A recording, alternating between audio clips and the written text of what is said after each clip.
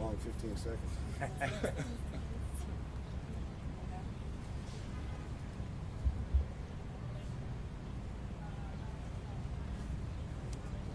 She probably could like pick it a little more this way. I know it's more there.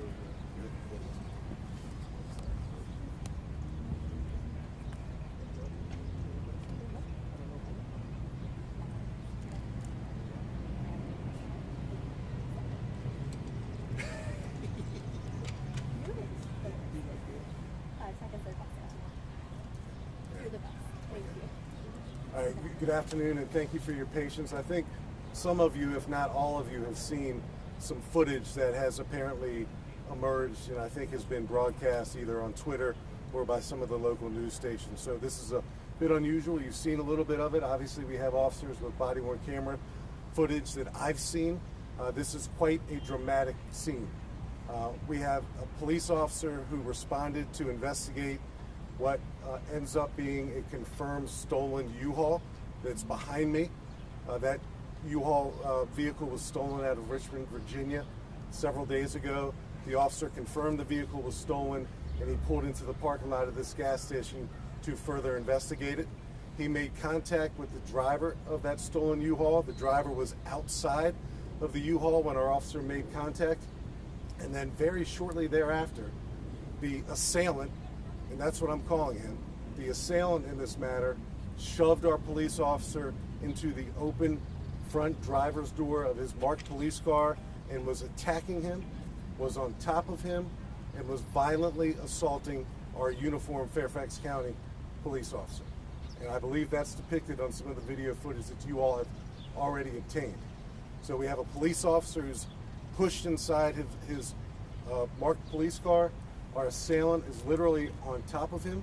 At some point in time, shortly thereafter, that marked cruiser is in reverse and it spins from the gas station parking lot to the adjacent parking lot at the McDonald's restaurant next door, runs over a couple bushes, strikes another vehicle that apparently is parked in front of the McDonald's.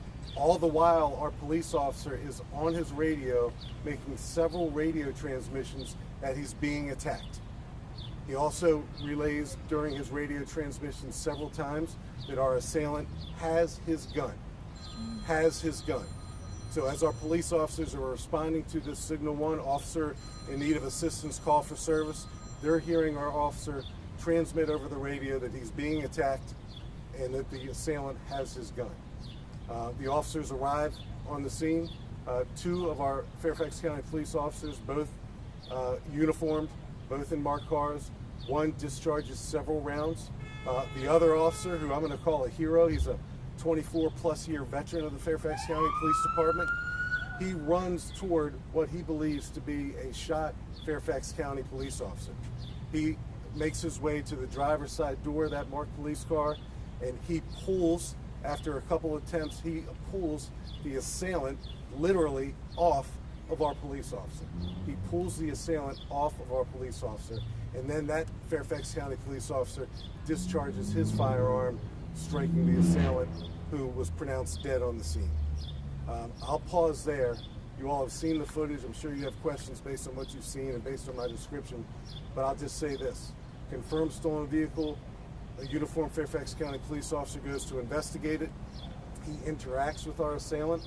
Our assailant, shortly thereafter, shoves him inside of his own marked police car, is on top of him, literally on top of him. The vehicle's in reverse, spins out of control into the adjacent parking lot while radio transmissions are being made by our police officer that the assailant had his gun. Pretty dramatic scene. The officers who responded did so quickly, acted with a great amount of bravery, particularly our 24-year veteran who literally pulled the assailant off of our police officer. I've seen body-worn camera footage that shows the assailant literally on top of our police officer who is face down, draped across the driver's side seat of his marked police car. So I'll pause there and take questions. Jackie Benson. Chief, where did was the officer's gun recovered, and if so, can you roughly tell us where? So we have recovered, the question is, was the officer's gun recovered? We have recovered the officer's firearm. And that's about as far as I'll go. Chief, can you give me some Can you say again, do you know how many officers fired? 2 Fairfax County police officers discharged their firearms. I think both are probably in some of the footage that you all have seen and you've broadcast, but 2 Fairfax County police officers discharged.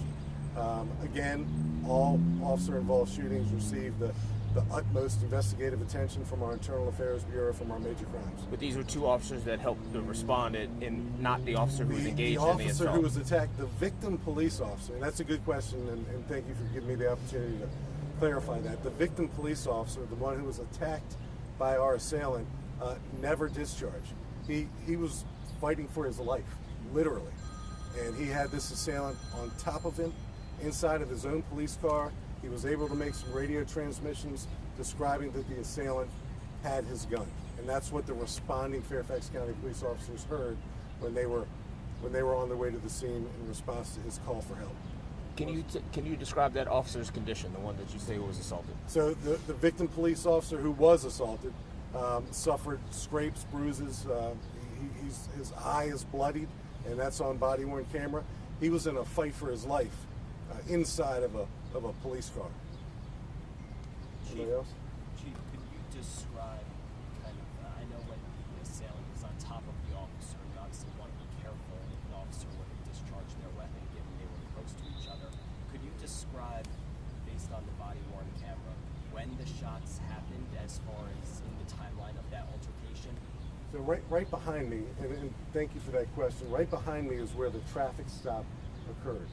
Right behind me in the parking lot of the Citgo is when our assailant initially shoved the police officer back into his own car and was on top of him. We believe, and again, we're going to investigate this and carefully go over all of our evidence and continue to interact with any and all witnesses.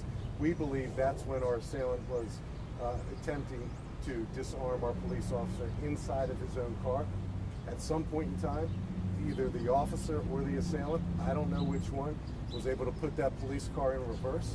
And that's when you see it literally drive in reverse out of the parking lot of the gas station, down that service road several feet, and then into the parking lot of the McDonald's, where it runs over some bushes and strikes a parked car.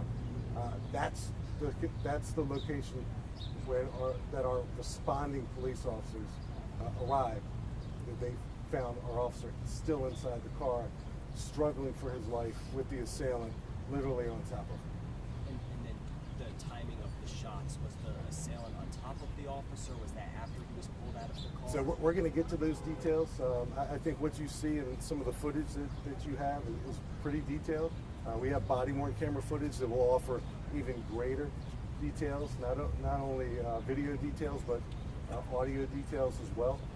So we're going to have a follow-up presser on this probably sooner than we normally do because the video footage is out. So, and I understand there's an expectation that we offer all these explanations. I might not be able to answer all the questions right now, I understand that. But I think you saw what I saw, and I know what I saw when I watched the body-worn camera footage, and I saw a uniformed police officer being attacked inside of his own marked police car. That's totally unacceptable.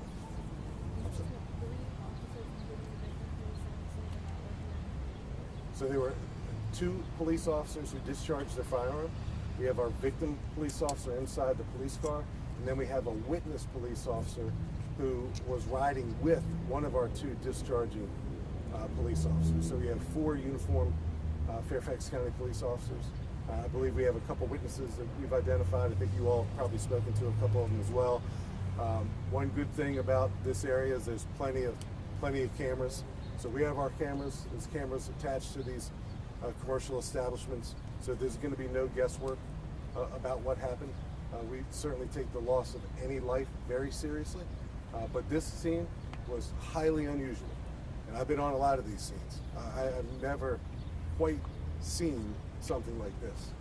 That police officer was literally inside of his own police car fighting for his life. The officer was following this U-Haul truck, or he found the So there was a hit that the officer noticed that there was a stolen U-Haul in the area. So the officer located the U-Haul in the parking lot of this gas station, pulled up to further investigate. The driver, our assailant, was already outside of the U-Haul. And when he made contact with this person, what almost immediately occurred after the initial contact was the officer was assaulted by our assailant, who shoved him back into his car and was violently assaulting him inside of his own police car. How long, give or take, Chief, was when your officer engaged him to really when things kind of got out of hand? And not long at all. So the question is, how long was it in between the initial stop and then the first time our officer was assaulted and shoved into his vehicle? Not long at all. I'll have a more exact answer than that soon, but it wasn't long at all. The officer was doing his job. He was responding to a hit of a stolen U-Haul.